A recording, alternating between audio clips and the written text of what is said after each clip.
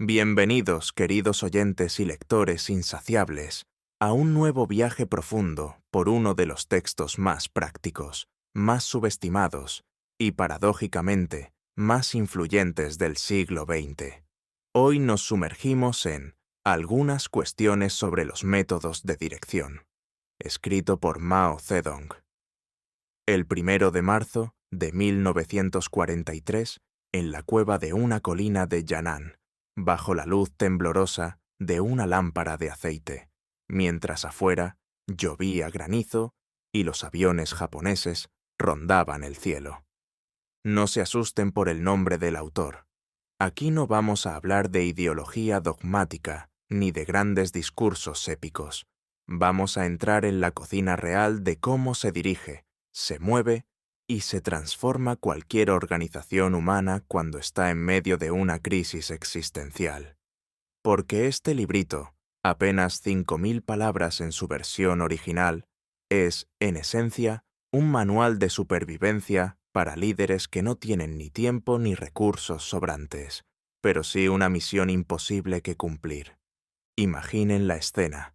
El Partido Comunista Chino lleva años siendo perseguido, masacrado, rodeado. En 1942, después de la larga marcha y de perder a casi el 90% de sus miembros originales, llega a Yan'an, convertido en un puñado de guerrilleros exhaustos, intelectuales desilusionados y campesinos analfabetos que apenas entienden qué es el marxismo. Y, sin embargo, en menos de 6 años, ese mismo grupo desarrapado va a derrotar al ejército japonés, luego al Kuomintang y finalmente a fundar la República Popular China. ¿Cómo demonios se hace eso? Mao, que ya lleva 2 décadas observando fracasos estrepitosos de dirección, tanto propios como ajenos, se sienta una noche y escribe este texto como quien escribe una carta urgente a sus compañeros. Mirad, camaradas, ya no podemos seguir dirigiendo como si estuviéramos en Shanghái, tomando café con Trotsky. Aquí estamos en cuevas, con papel escaso y balas contadas. O aprendemos a dirigir de verdad, o desaparecemos. Y lo que entrega no es teoría abstracta. Es un destilado brutalmente práctico de lecciones pagadas con sangre. Cómo evitar que una consigna hermosa se quede en pura retórica. Cómo formar un equipo directivo que no sea una pandilla de burócratas gritones. Cómo escuchar de verdad a la gente sin ahogarse en un mar de quejas. Cómo concentrar fuerzas cuando todo parece urgente. Y, sobre todo, cómo convertir la experiencia caótica de las masas en políticas claras, que luego las propias masas apliquen con entusiasmo. Este texto es tan corto que cabe en un bolsillo, pero tan denso que ha sido leído, releído y aplicado en fábricas, cooperativas agrícolas, células guerrilleras, universidades clandestinas, empresas modernas en crisis y hasta en startups que buscan hackear el crecimiento. ¿Por qué? Porque Mao no está hablando solo de revolución armada. Está hablando de algo más universal y más incómodo, de cómo se lidera cuando no tienes poder formal, cuando tu autoridad depende de que la gente decida seguirte voluntariamente, cuando el error puede costar miles de vidas y el acierto puede cambiar la historia. Aquí no encontrarán frases grandilocuentes del tipo «El pueblo unido jamás será vencido». Encontrarán frases como «Si lanzas un llamamiento general y luego nadie hace nada concreto, es como si hubieras hablado solo». O «Un núcleo dirigente sin masas es como una cabeza sin cuerpo. Muchas masas sin núcleo son como un cuerpo sin cabeza». O la joya absoluta. No puede haber 2 tareas centrales al mismo tiempo. Quien persigue 2 conejos, no caza ninguno. En estas páginas, Mao se transforma en un cirujano implacable que opera sobre los vicios más comunes de cualquier liderazgo. El burocratismo que vive en reuniones eternas, el subjetivismo que inventa planes desde el escritorio, el oportunismo que salta de consigna en consigna según sople el viento, y el mandonismo que da órdenes sin explicar ni escuchar. Pero atención, este no es un libro maquiavélico, en el sentido de manipular a la gente. Al contrario, es un libro profundamente democrático en su método, porque parte de una premisa radical: la verdad no está en la cabeza del líder genial, sino dispersa entre millones de cabezas que viven la realidad cotidiana.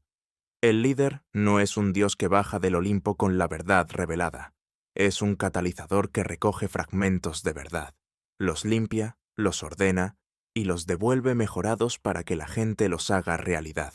Por eso este texto ha sido tan incómodo para muchos jerarcas, de cualquier ideología, que prefieren líderes infalibles y masas mudas.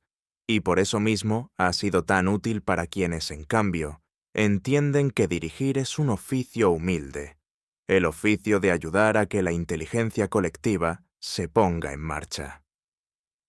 En los próximos capítulos vamos a desmenuzar, punto por punto, los 6 apartados de esta joya olvidada.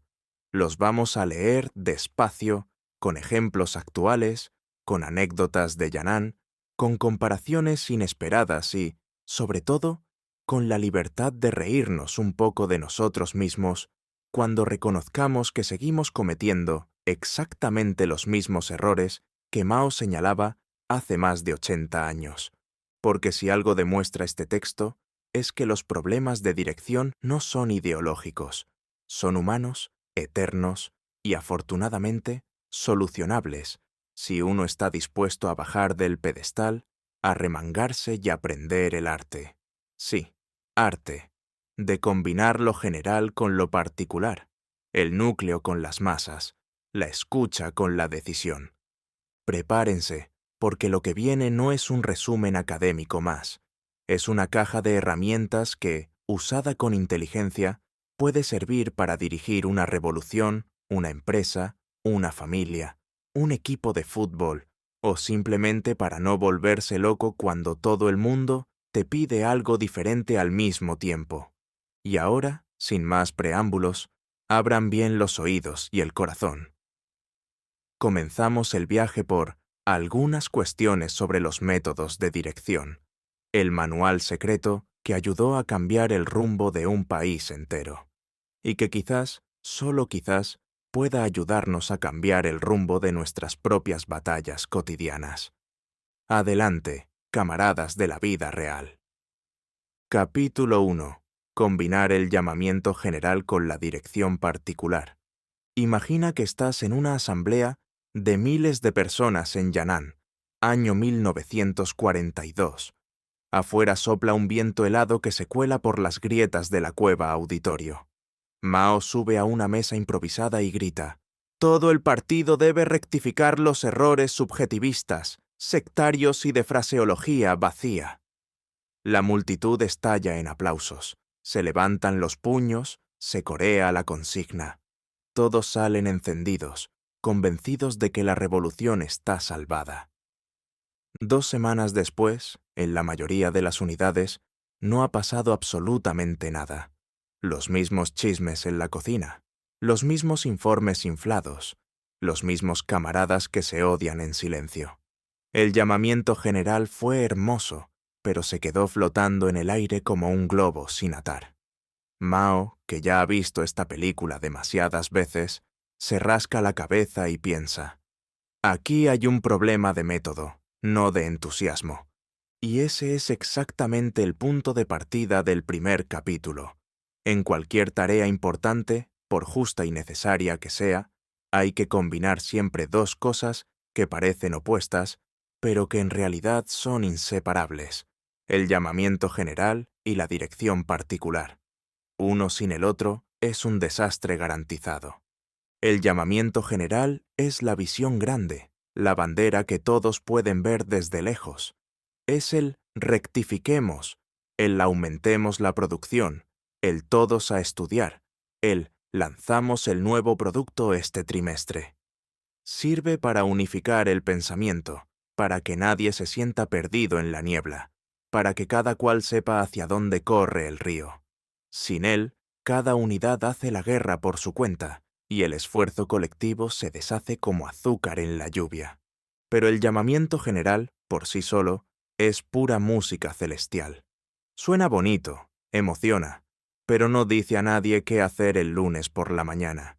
Y ahí entra la dirección particular. Elegir puntos clave, meterse hasta el fondo en unos pocos lugares concretos, guiar personalmente, resolver problemas reales, uno por uno, con nombres y apellidos. Mao lo explica con una claridad que duele. En la campaña de rectificación de 1942, donde los comités del partido aplicaron este método combinado, los resultados fueron espectaculares. Donde no lo aplicaron, todo quedó en agua de borrajas. Y da un ejemplo que hoy nos parecería casi cómico si no fuera tan trágico. Había organismos que lanzaban la consigna «Apoyad al gobierno, quered al pueblo», y luego nadie revisaba si los soldados seguían robando batatas a los campesinos. Consigna perfecta, resultado cero. Entonces, en 1943, Mao baja a la arena y da instrucciones concretas que parecen sacadas de un manual de gestión moderna, aunque con olor a humo de leña y pólvora.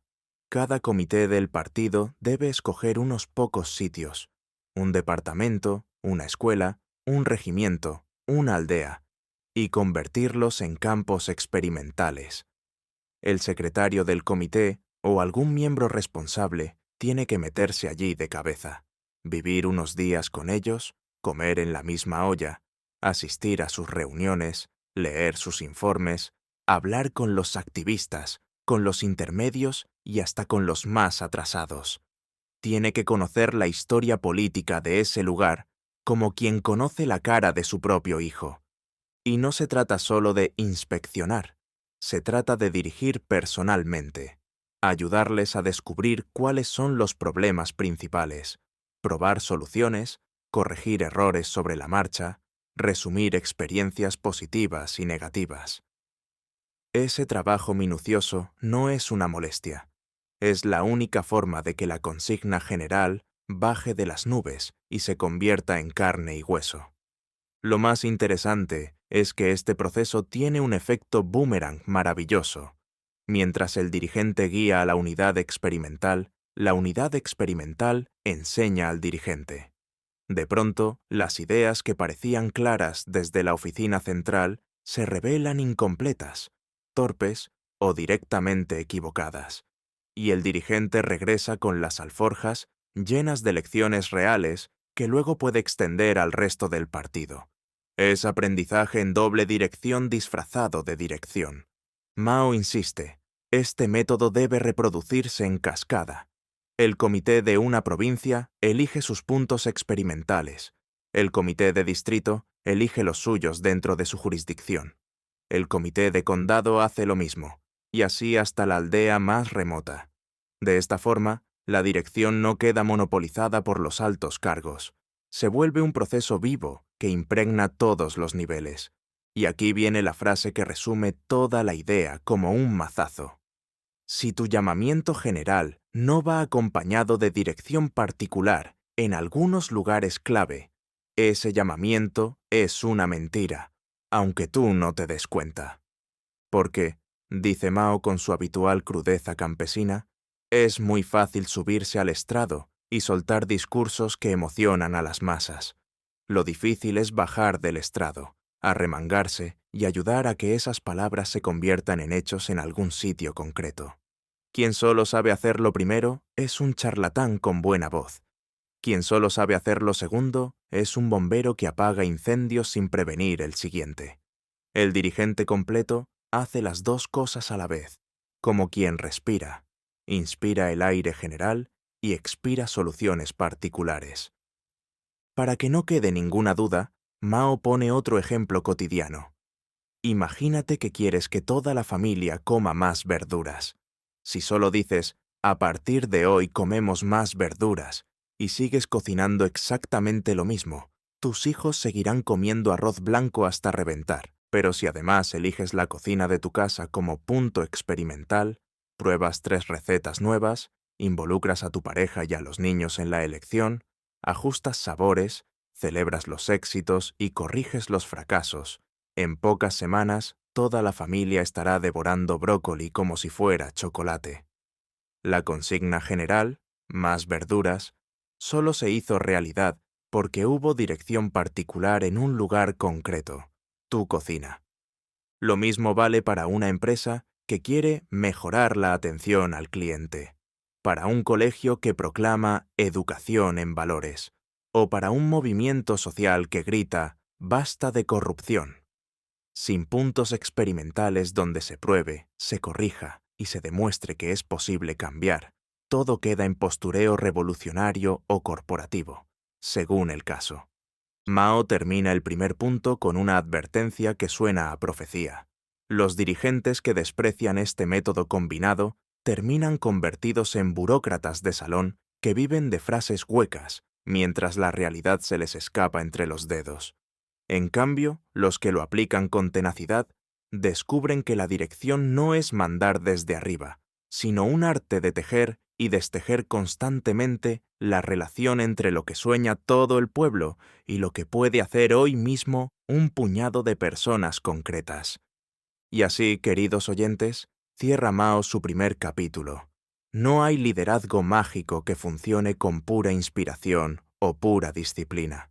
Solo hay un método sencillo, laborioso y terriblemente efectivo.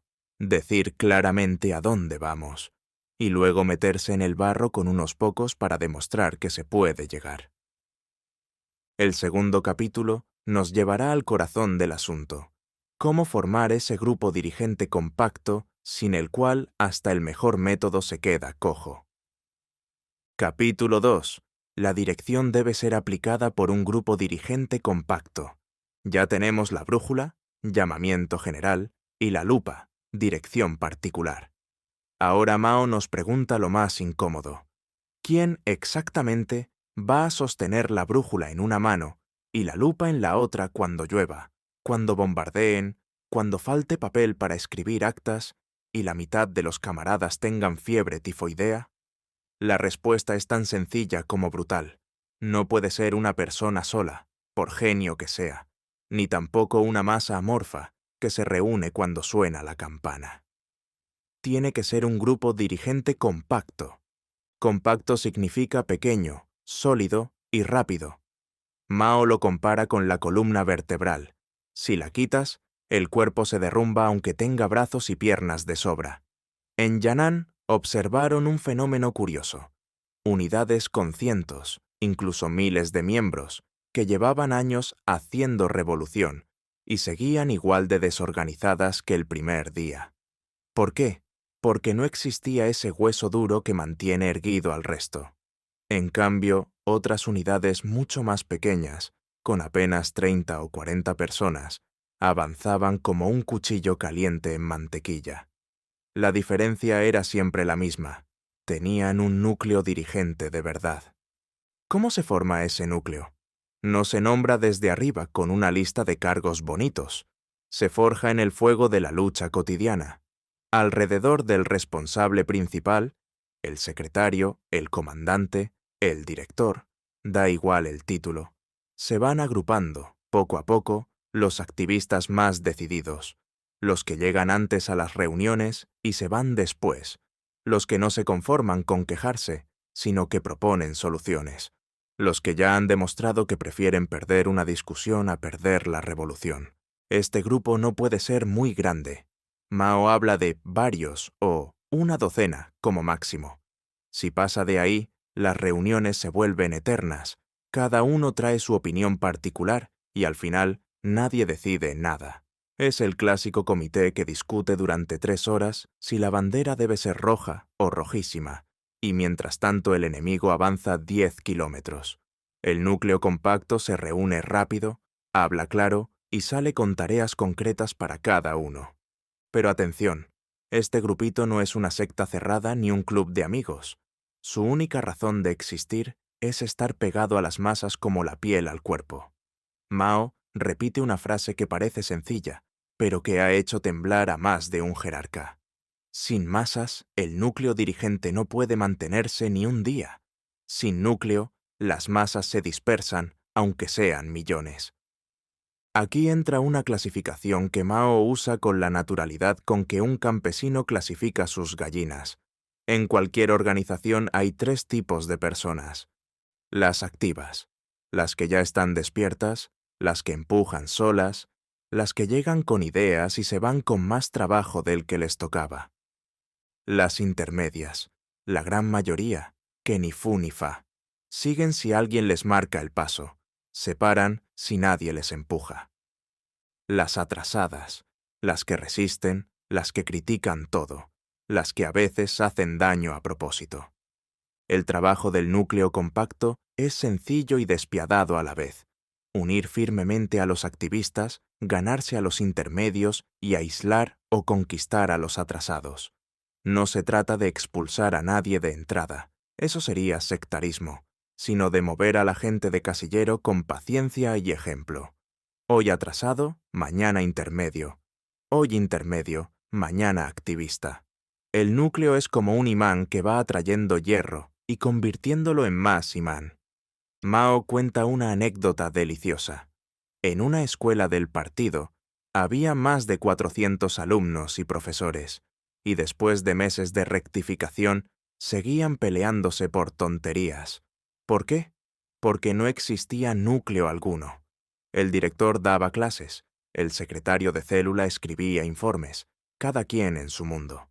Cuando finalmente se formó un grupo de 9 personas, 3 profesores y 6 alumnos, que empezaron a reunirse todas las noches, a escuchar quejas, a probar soluciones y a celebrar pequeños triunfos. En 3 meses, la escuela entera parecía otra. Los mismos que antes se tiraban los platos a la cabeza, ahora discutían cómo enseñar mejor el materialismo dialéctico. El núcleo no nace perfecto, se va puliendo. A veces hay que incorporar sangre nueva porque alguien se cansa, se enferma o comete errores graves. A veces hay que sacar a alguien que empezó como activista y terminó convertido en lastre. Mao es implacable. Un núcleo que no renueva sus miembros está condenado a envejecer y a pudrirse. Pero también es generoso. Cualquiera que demuestre con hechos que ha cambiado, puede volver a entrar. No hay rencores eternos, solo resultados. Aquí mete Mao 2 citas que parecen de otro mundo, pero que en realidad son puro sentido común disfrazado de teoría. Primero, Stalin. Un partido bolchevique necesita un núcleo dirigente estable, con amplios lazos con las masas y rico en experiencia. Luego Dimitrov, que enumera las 4 cualidades imprescindibles de un cuadro revolucionario. 1. Devoción ilimitada a la causa. Segundo, contacto más estrecho con las masas. Tercera, capacidad de orientarse sin ayuda ajena en las situaciones más complejas. Cuarta, disciplina revolucionaria de hierro. Mao no las pone como decoración, las pone como espejo. Si tu núcleo no tiene esas 4 cosas, tarde o temprano se romperá en el primer golpe serio. Y para que nadie piense que esto solo vale para partidos comunistas en cuevas, Mao amplía el campo. Lo mismo sirve para dirigir la guerra, la producción, la educación, la cultura, cualquier tarea. Un regimiento sin núcleo compacto pierde batallas que debería ganar. Una fábrica sin núcleo compacto produce menos que la de al lado, aunque tenga las mismas máquinas. Una escuela sin núcleo compacto forma burócratas en vez de seres humanos. Termina el capítulo con una imagen que se queda grabada. El núcleo dirigente y las masas son como los 2 pies para andar. Si falta uno, te quedas cojo. Si faltan los 2, estás muerto. Y añade, con esa malicia campesina que tanto le gustaba. Muchos camaradas creen que con tener buenas intenciones ya basta. Luego se sorprenden cuando descubren que las buenas intenciones solas no sirven ni para cruzar un charco. Así que ya lo saben, no hay liderazgo solitario de héroe de película, ni hay liderazgo de asamblea interminable donde todos hablan y nadie hace. Hay un grupo pequeño, duro, flexible, pegado al suelo y con los ojos siempre puestos en la gente. Ese grupo es el secreto mejor guardado de cualquier organización que haya logrado moverse cuando todo parecía imposible. En el próximo capítulo entraremos en la parte más hermosa y más difícil: cómo convertir las quejas, las ideas a medio formar y los gritos de la gente en políticas claras, que luego la misma gente aplique con ganas. Es decir, el famoso de las masas a las masas. Prepárense, porque ahí es donde Mao se pone realmente poético y realmente exigente. Capítulo 3. El principio de las masas a las masas. Llegamos al corazón palpitante del texto, al lugar donde Mao deja de hablar como general y empieza a hablar como filósofo de pueblo, como alquimista de la inteligencia colectiva. Aquí ya no hay trucos de organización ni organigramas. Aquí hay una receta para fabricar verdad viva. Y la receta tiene solo 4 palabras que parecen de catecismo, y que en realidad son dinamita pura, de las masas a las masas. Imaginen la escena. Un campesino viejo, con la cara como cuero curtido, se acerca a un cuadro joven que acaba de llegar de la ciudad con libros debajo del brazo. El viejo empieza a contar, con su habla lenta y llena de rodeos, que el impuesto es demasiado alto, que los soldados se llevaron la mula, que la suegra está enferma y que, por cierto, el secretario del pueblo bebe demasiado. El joven anota todo, se desespera porque no entiende la mitad, y al final le suelta un discurso sobre la lucha antiimperialista. El viejo se va igual de confundido que vino. Fin de la conversación. Multipliquen eso por 100.000 veces, y tendrán el panorama habitual de cualquier revolución que se está ahogando en su propia retórica. Mao vio eso todos los días en Yan'an y decidió ponerle nombre: burocratismo, subjetivismo y fraseología hueca. Y decidió también ponerle remedio. El remedio es un proceso en forma de espiral que él describe con la precisión de quien ha destilado vino durante años. 1. Recoger las opiniones dispersas e incompletas de las masas. 2. Estudiarlas, compararlas, limpiarlas de errores evidentes y transformarlas en ideas concentradas y sistemáticas. 3. Llevar esas ideas de nuevo a las masas, explicarlas, propagandizarlas y convertirlas en consignas claras. 4. Ver cómo las masas las aceptan, las aplican y, sobre todo, las corrigen con la práctica. 5. Volver a empezar, ahora con ideas más correctas, más ricas y más vivas. Y repetir eternamente. Esto no es una reunión democrática de fin de semana. Es un método científico disfrazado de sentido común. Mao lo compara con el trabajo del médico. Primero auscultas al enfermo, escuchas a las masas, luego haces el diagnóstico, concentras y estudias, luego das la medicina, devuelves las ideas, luego observas si cura o mata al paciente, práctica, y según el resultado cambias la dosis o el medicamento entero. Lo revolucionario, y lo que todavía hoy pone nerviosos a muchos jefes, es que la fuente de la verdad no está en la cabeza del líder, ni en los libros sagrados, ni en la oficina central. Está dispersa entre millones de cabezas que viven la realidad con sus 5 sentidos. El líder no inventa la verdad, la descubre, la pule y la devuelve mejorada. Es un trabajo de partero, no de padre. Mao cuenta un caso que parece una comedia de enredos y que, en realidad, es una tragedia frecuente. Un organismo superior envía una directiva de 10 puntos para aumentar la producción agrícola. La directiva es perfecta, redactada con citas de Marx y todo. Llega al distrito, el secretario la lee, la copia a mano, porque no hay mimeógrafo, y la manda a los pueblos. En cada pueblo la copian otra vez, hasta que en el último caserío, la directiva llega convertida en «hay que sembrar más maíz y menos opio». Nadie entiende por qué, pero como viene de arriba, todos siembran maíz en tierra donde nunca ha crecido. Resultado: hambre garantizada. ¿Qué falló? Que nadie hizo el viaje de ida y vuelta. Nadie recogió la experiencia real del campesino. Nadie la concentró. Nadie la devolvió corregida. Otro ejemplo delicioso. En una unidad militar se quejaban de que la comida era mala. El cocinero decía que no había verduras. El intendente decía que no había transporte. El comandante decía que era sabotaje enemigo. Se formó un grupo que aplicó el método. Hablaron con soldados, con cocineros, con campesinos cercanos, con los muleros. Descubrieron que el problema era que el camino pasaba por un río y los muleros se negaban a cruzarlo con carga pesada por miedo a ahogarse. Solución: construir un puente de bambú en 2 días con los propios soldados. En una semana había coles, calabazas y hasta rábanos. La consigna «mejorar la alimentación» llevaba meses flotando. Bastó escuchar de verdad para que se convirtiera en realidad. Mao advierte que este proceso tiene enemigos mortales. El burócrata que nunca sale de su cueva y cree que dirigir es firmar papeles. El subjetivista que inventa planes desde su imaginación calenturienta. El mandón que da órdenes sin explicar y sin escuchar. El oportunista que cambia de consigna según el viento. Todos ellos rompen la espiral en algún punto y convierten la dirección en un juego de teléfono descompuesto, donde la verdad se pierde en cada transmisión.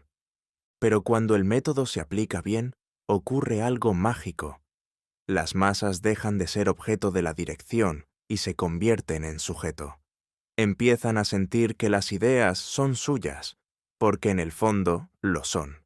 Y cuando una idea es sentida como propia, la gente la defiende con uñas y dientes, la corrige si hace falta y la lleva hasta el final, aunque lluevan bombas. Mao lo resume con una frase que parece sencilla y que es una bomba de profundidad. Todas las ideas correctas provienen originalmente de las masas, solo que llegan a ellas en forma incompleta y dispersa. Nuestra tarea es recogerlas como quien recoge agua con un cubo de muchos arroyos para formar un río poderoso. Y añade, con esa ironía suya que corta como navaja, muchos camaradas creen que tienen ideas originales. En realidad, lo único original que tienen es su vanidad. El capítulo termina con una orden que suena a sentencia. Este principio debe convertirse en el alma de todo el trabajo del partido. En la rectificación, en la inspección de cuadros, en la producción, en la guerra, en la cultura. Siempre el mismo ciclo: escuchar, concentrar, devolver, verificar, corregir. Quien lo olvide, aunque tenga los títulos más rimbombantes, terminará dirigiendo fantasmas. Quien lo practique, aunque sea un campesino analfabeto, terminará dirigiendo la historia. Así que ya lo saben, queridos oyentes. La próxima vez que alguien les diga, esto lo decido yo porque soy el jefe, pregúntenle en silencio si ha hecho el viaje completo de ida y vuelta, porque sin ese viaje, toda autoridad es puro ruido. Y con ese viaje, hasta la persona más humilde puede convertirse en arquitecto de realidades que parecían imposibles. En el siguiente capítulo veremos la parte más técnica y a la vez más hermosa. Cómo se hace exactamente esa alquimia de transformar cientos de quejas en una directiva clara que luego la gente aplique con alegría. Es decir, cómo se sintetizan las ideas de las masas sin traicionarlas ni ahogarlas en burocracia. Prepárense, porque ahí es donde Mao se convierte en un auténtico maestro artesano. Capítulo 4. Cómo sintetizar las ideas de las masas. Llegamos al taller del alquimista. Ya sabemos que hay que ir a las masas, recoger lo que dicen, volver a las masas con algo mejor y comprobar si funciona. Pero, ¿cómo se hace exactamente esa parte mágica del medio?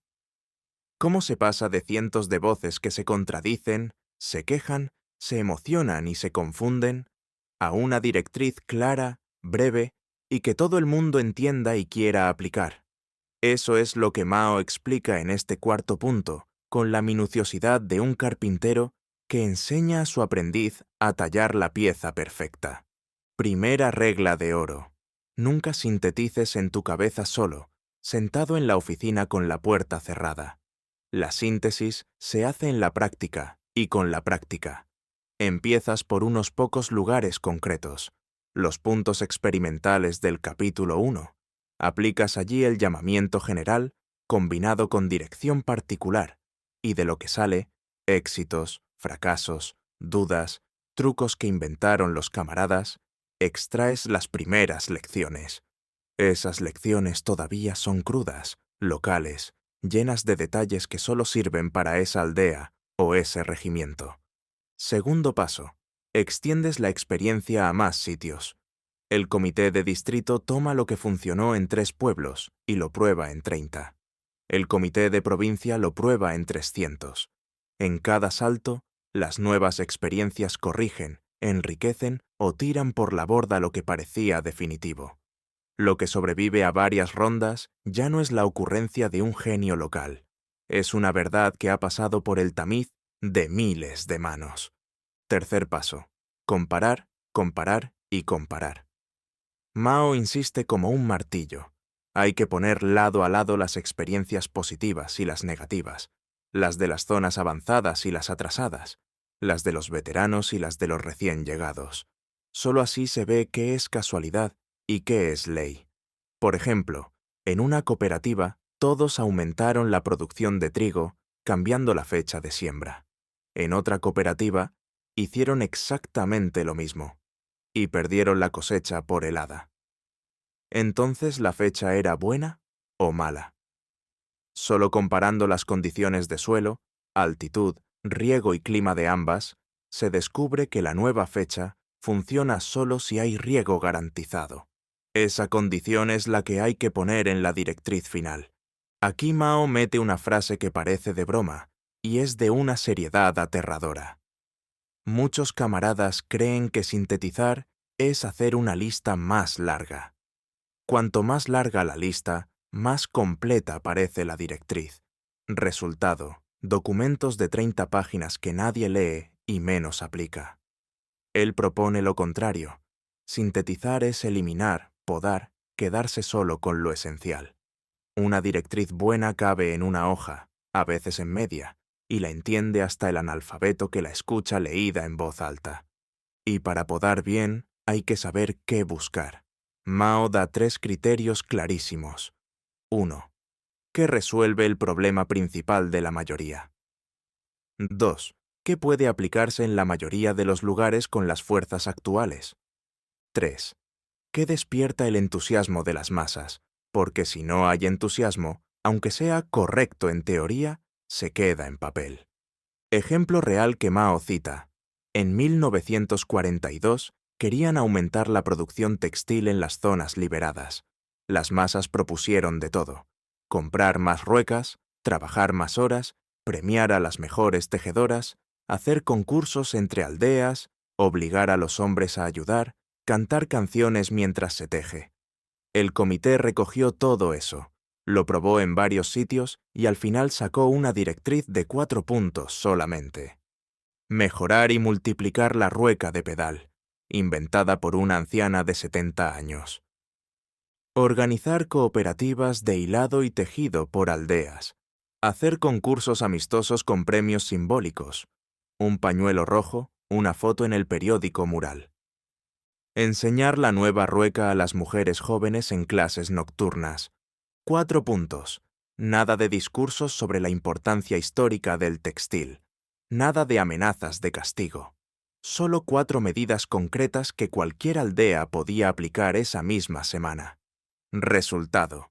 En un año, la producción de tela se triplicó y las mujeres empezaron a cantar ellas solas mientras hilaban, sin que nadie les ordenara cantar. Otro detalle delicioso. La síntesis nunca está terminada. La directriz que hoy parece perfecta mañana puede quedar obsoleta porque cambió el enemigo, cambió el clima o cambió la conciencia de la gente. Por eso Mao habla de oleadas de síntesis. Una oleada resuelve el problema de hoy, la siguiente resuelve el problema de mañana, que la anterior creó sin querer. Es como subir una montaña en zig-zag. Cada vuelta parece que te alejas, pero en realidad ganas altura. Y aquí viene la parte que más le gustaba repetir a Mao con una sonrisa maliciosa. Los errores más graves en la síntesis no los cometen los ignorantes, sino los cultos. El campesino que propone algo equivocado lo hace por falta de datos. El intelectual que propone algo equivocado lo hace por orgullo. Uno se corrige con hechos, el otro se aferra a su teoría hasta que la realidad le da una bofetada tan fuerte que ya no hay remedio. Por eso Mao exige que la síntesis sea siempre colectiva y siempre en contacto directo con la práctica. El responsable principal no firma la directriz final hasta haberla discutido con activistas de base, con mujeres, con jóvenes, con los más críticos. Si alguien dice, esto no va a funcionar en mi aldea porque el terreno es arcilla, se cambia el punto aunque duela.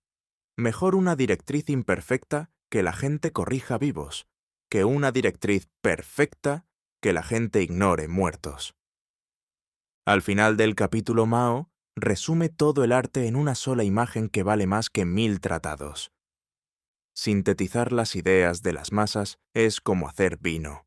Primero recoges las uvas, opiniones dispersas, las pisas, las estudias y comparas, las pones en el barril con levadura, las pruebas en más lugares, las dejas fermentar, las discutes con las masas, las pruebas cada cierto tiempo y cuando está listo, lo embotellas. Directriz clara. Si te saltas un paso, sale vinagre. Si te apresuras, sale mosto agrio. Solo con paciencia y con gusto, sale vino que alegra el corazón y da fuerza para seguir caminando. Y así, queridos oyentes, termina el capítulo más técnico y más poético a la vez. Nos ha enseñado que dirigir no es inventar desde el despacho, sino destilar la sabiduría que ya está en la calle, en el campo, en la fábrica, en la trinchera. El buen dirigente no es el que tiene las mejores ideas, es el que mejor sabe escuchar, comparar, podar y devolver. En el próximo capítulo bajaremos del mundo de las ideas al mundo de los organigramas y los teléfonos o mensajeros a caballo. ¿Cómo se coordinan realmente miles de personas sin que el responsable principal se entere de las órdenes por rumor 3 días después? Es decir, el famoso pasar por el responsable principal. Prepárense, porque ahí Mao se pone práctico hasta el tuétano. Capítulo 5. Cómo coordinar el trabajo. El método de pasar por el responsable principal. Entramos ahora en el terreno de la plomería revolucionaria. Hasta aquí hemos hablado de grandes principios, de escuchar al pueblo, de sintetizar ideas, de formar núcleos compactos. Todo muy bonito, muy inspirador. Pero, en la práctica, ¿cómo demonios se hace para que una orden que sale de Yan'an llegue al último destacamento de la montaña sin convertirse en un juego del teléfono estropeado? ¿Cómo se evita que el departamento de propaganda hable directamente con la imprenta, el de intendencia con los muleros y el de organización con los cuadros de base, dejando al secretario del frente completamente al margen y convertido en un rey sin reino? Mao, que ya estaba harto de ver comités que parecían gallineros donde cada gallo cacareaba por su cuenta, pone el dedo en la llaga y dice: aquí hace falta una regla de hierro, sencilla y salvaje.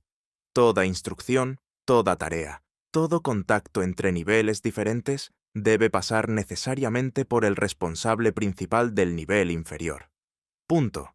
Sin excepciones, sin es que era urgente, sin es que somos compañeros de la misma promoción. Imaginemos la escena real que enfureció a Mao.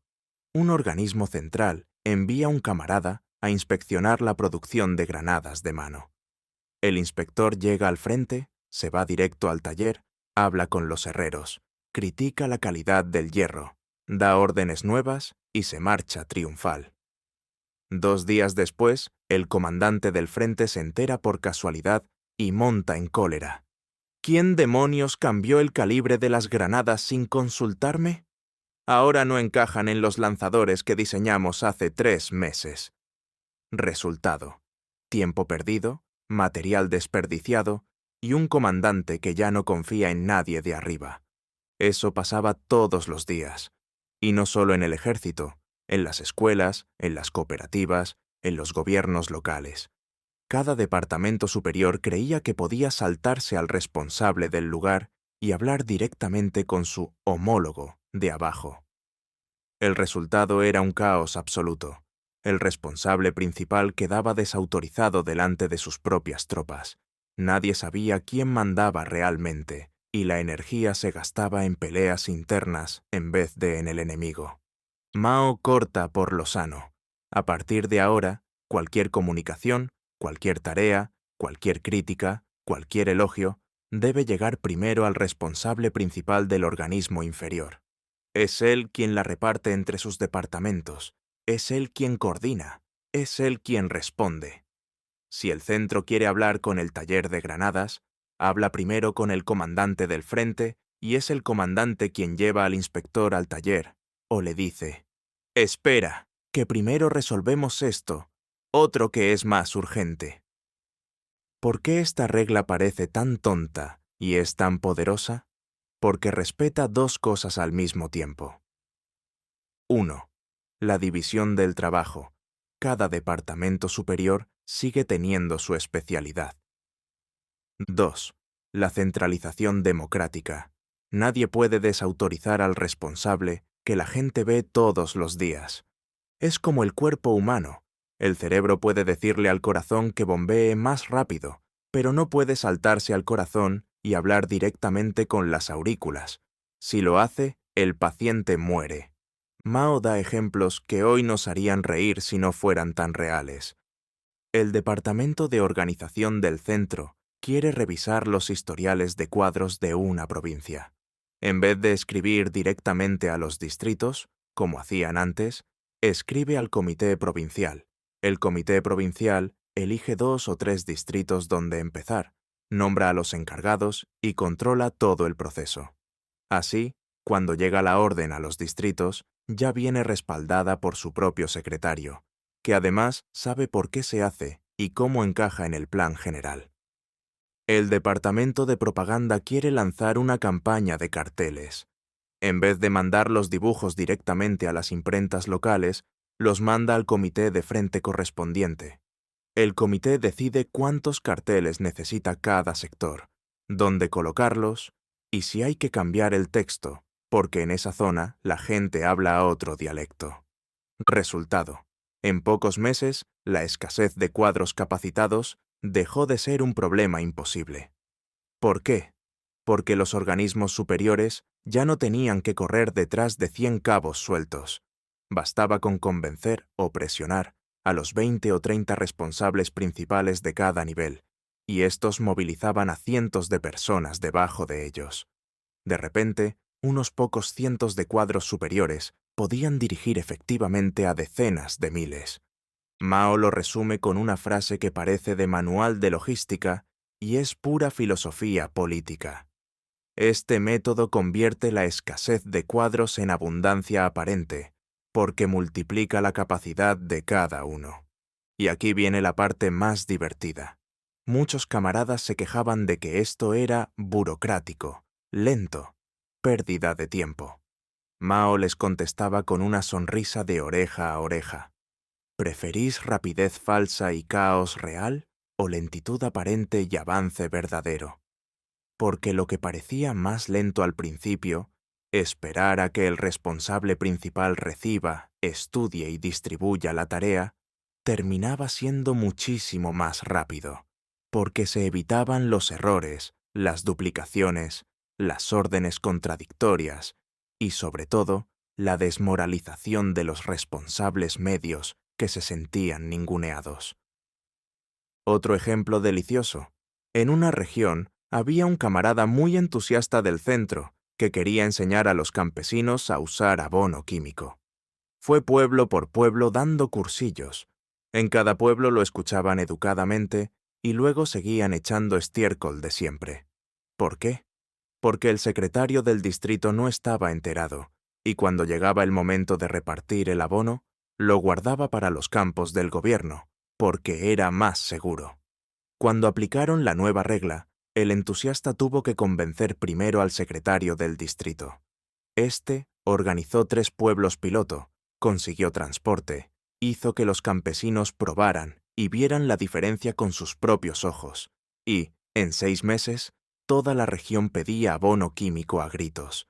El mismo trabajo, pero hecho con método, pasó de ser un fracaso estrepitoso a un éxito rotundo. Mao termina el capítulo con una advertencia que suena a profecía. Quien viola este principio, aunque tenga las mejores intenciones del mundo, está haciendo objetivamente el juego al enemigo, porque desorganiza nuestras filas. Y añade, con esa ironía suya que no perdona: hay camaradas que creen que saltarse al responsable principal es prueba de audacia revolucionaria. En realidad es prueba de infantilismo revolucionario. Así que ya lo saben, no existe la comunicación horizontal mágica que ahorra tiempo. Existe la disciplina de pasar por quien la gente reconoce como su jefe directo. Esa disciplina, que parece una pequeñez administrativa, es en realidad la diferencia entre un ejército que avanza en formación y una turba que corre en todas direcciones. En el próximo y último capítulo llegaremos al punto culminante. ¿Por qué no se pueden tener dos tareas centrales al mismo tiempo y cómo elegir, de entre 100 cosas urgentes, la única que de verdad importa en cada momento? Es decir, el arte supremo de no perseguir dos conejos a la vez. Porque, como bien sabe cualquier campesino, quien persigue dos conejos se queda sin cena. Capítulo 6. No puede haber dos tareas centrales al mismo tiempo. Y llegamos al final del camino, y al principio de todo lo anterior. Mao guarda para el último punto la regla más sencilla de decir y la más difícil de cumplir. En cada período concreto solo puede existir una tarea central, una sola. Ni una y media, ni dos, igual de importantes, ni esta es la principal, pero la otra también es urgente. Solo una. El resto queda subordinado, aplazado o convertido en apoyo de la principal. Quien no entienda esto, dice Mao con su crudeza habitual, está condenado a perseguir dos conejos y a quedarse sin cena. Imaginen la situación real de Yan'an en 1943. El partido tiene delante una montaña de tareas que parecen todas mortales.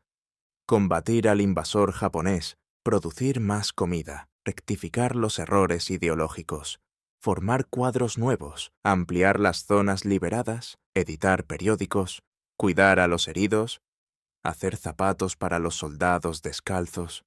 Cualquier dirigente con sangre en las venas siente que todo es urgente y que no hacer algo ya es traicionar la revolución. Entonces se reúne el comité, se discuten 3 días y salen con una resolución de 14 puntos donde los 14 son centrales.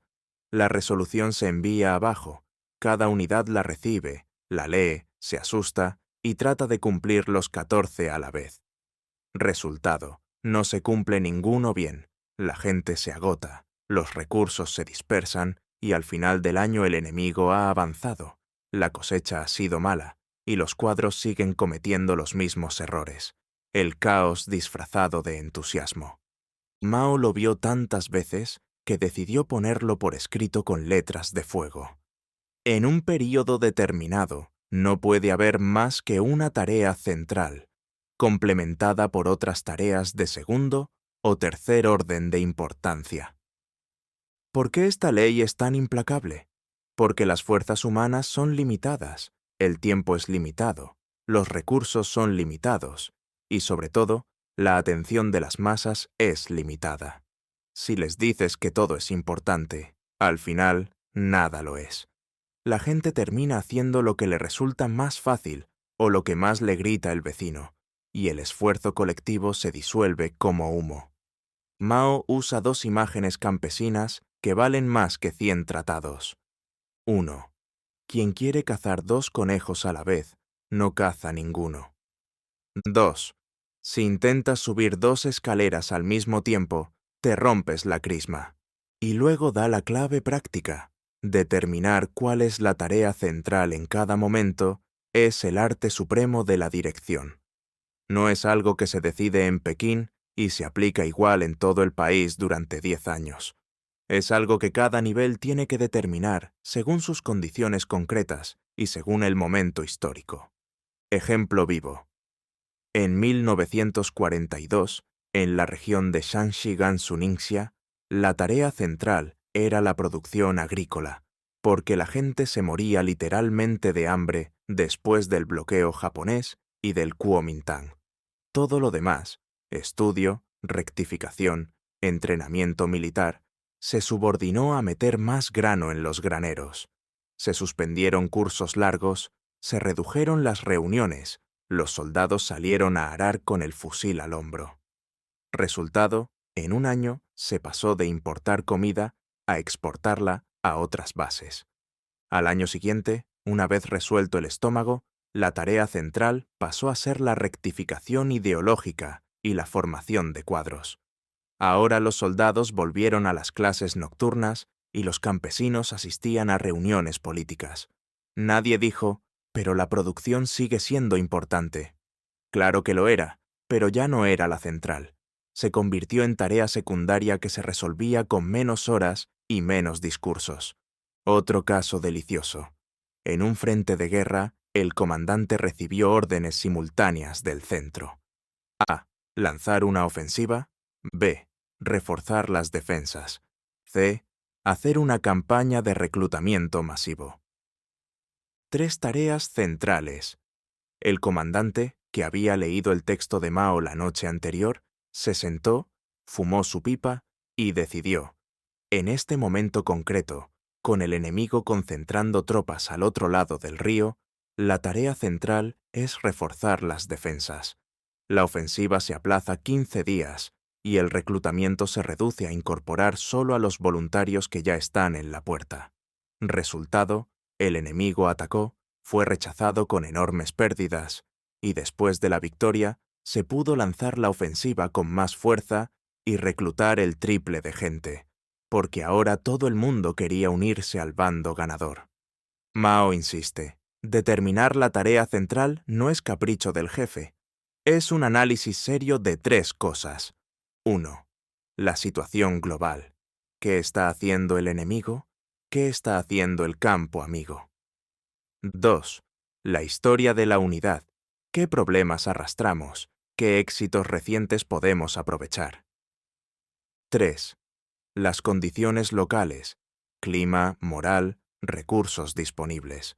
Y una vez determinada, hay que concentrar en ella todas las fuerzas como quien concentra el agua de 100 canales en un solo surco para romper la presa. Reuniones más cortas, consignas más claras, premios y castigos centrados en esa tarea, propaganda enfocada, cuadros desplazados al punto decisivo. Todo lo demás se hace en los ratos libres, o se pospone sin drama. Aquí Mao lanza su frase más famosa del capítulo, la que ha sido citada hasta el cansancio y aplicada muy poco. El que agarra demasiadas cosas no agarra ninguna. El que concentra sus golpes en un solo punto rompe la pared aunque sea de piedra. Y añade, con esa malicia que le salía cuando olía oportunismo, hay camaradas que cambian la tarea central cada semana, según la última carta que reciben de arriba. Esos no dirigen, reaccionan. Parecen hojas secas empujadas por el viento. También advierte a los niveles superiores. Cuando envíen tareas a los inferiores, deben indicar claramente cuál es la central en ese momento. Si no lo hacen, están trasladando la responsabilidad y generando confusión. El centro puede tener una visión más amplia, pero el distrito, el condado o la aldea tienen que adaptar esa visión a su realidad. Y si el de abajo ve que la tarea marcada como central no encaja con su situación concreta, tiene el deber de informar y proponer un ajuste. Eso no es desobediencia, es responsabilidad revolucionaria. Termina el capítulo, y con él el texto entero, con una reflexión que parece sencilla y que encierra toda la sabiduría de los 6 puntos anteriores. El secreto de dirigir bien consiste en saber combinar, en cada momento y en cada lugar, el llamamiento general con la dirección particular, el núcleo compacto con las masas, el método de las masas a las masas, la síntesis constante de experiencias, la coordinación pasando por el responsable principal, y por encima de todo, la capacidad de elegir una sola tarea central y golpear allí con todo el peso del partido y del pueblo hasta romper la resistencia. Quien domina estos métodos no necesita ser un genio, le basta con ser serio, humilde y tenaz. Quien los ignora, aunque tenga la cabeza más brillante del mundo, terminará dirigiendo fantasmas y despertará un día descubriendo que la historia pasó de largo mientras él discutía la forma de las nubes. Y así, queridos oyentes, termina este pequeño gran texto, de apenas unas pocas páginas que caben en el bolsillo de una guerrillera, y que, sin embargo, contiene la esencia de cómo se mueve realmente la historia cuando la mueven millones de manos coordinadas. Mao lo escribió en una cueva, con tinta hecha de hollín y una pluma de bambú. 82 años después, sigue siendo el manual más poderoso y más ignorado que existe sobre el arte de dirigir cualquier cosa. Una revolución, una empresa, una escuela, una familia o simplemente la propia vida cuando todo parece urgente y nada avanza. Gracias por haber recorrido con nosotros este camino. Ahora les toca a ustedes. Salgan, escuchen, concentren, elijan una sola tarea central y golpeen con todo lo que tengan. Porque, como decía el viejo campesino de Hunan, que un día cambió China, la revolución no es una cena de gala, pero tampoco es un rompecabezas imposible. Es simplemente un oficio que se aprende trabajando. Fin del resumen. Y comienzo, ojalá, de muchas cosas nuevas.